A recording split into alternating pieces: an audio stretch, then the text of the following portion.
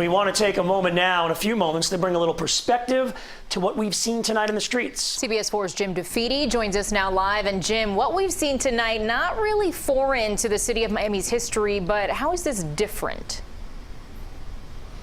Well, I think what Mike Cunha was just talking about is one of the differences. And I've got a little bit of news to share with you tonight because I've been talking to some senior law enforcement sources. And whereas the past riots that we've seen in Miami in the 80s and the 90s, whether it was the McDuffie riots or the Lozano riots, what's different this time around is the police do believe, and we'll have to wait and see if this is true, that there is some outside agitation. Look, I do believe that a lot of the anger and frustration over the death of George Floyd is legitimate, is there, and it was the spark that just sort of set things off. But police have been monitoring social media for the past couple of days, and I found out that in the last 48 hours, there were some high-level meetings between many of the police chiefs in Miami and South Florida, the FBI, Department of Homeland Security, the Justice Department, a number of conference calls, where they were briefed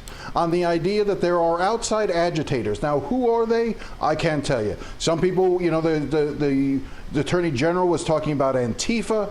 The President's talked about Antifa. We've been hearing these reports from other places around the country talking about outside agitators who are taking advantage of the situation. So at the very least, what I can tell you is that the backdrop for the police was that they believed going into tonight that there were going to be these outside agitators who were going to come in and try to capitalize, use, just as Mike Cunha was describing, use the peaceful protesters to try to ignite something larger. And I can also tell you that in the course of the protests today, police detained 2 individuals who they found with backpacks filled with rocks and rubber hammers, and who they believe are linked to various groups, you know, that are on the left, who sort of that Antifa type of wing, who they believe came to Miami to help instigate things. They've been tracking them for days in terms of social media. They've been tracking others in terms of social media, and that gives you sort of a feel for why this was a little different.